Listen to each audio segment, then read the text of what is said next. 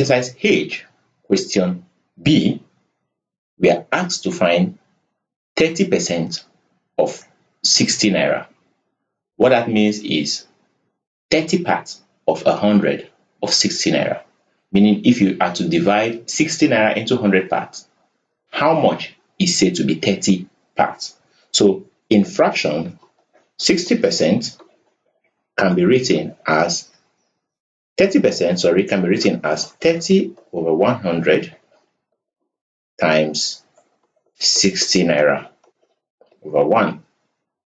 So this is equal to, when you simplify, this is said to be 30 times 60 divided by 100. All I did was to multiply out the numerators and denominators. So when you do that, you agree with me that 60 can be reduced to 6 over 10 when you divide both sides by 100 by 10, and as well as this 0 can cancel this. So when you multiply out, you have 3 times 6, which is said to be equal to 18 naira. Remember, our quantity is said to be in naira.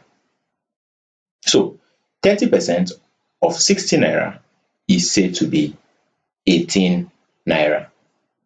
Kindly like my videos as you watch. While I recommend that you subscribe to my channel if you are yet to do so. Also, turn on the notification bell so as to be notified whenever a new video is being uploaded. You can also use the comment section to interact with me on areas that are still difficult for you to understand. While I recommend that you share the links with your friends and families so that they can also benefit from our daily classes. We shall now take the next exercise on percentages.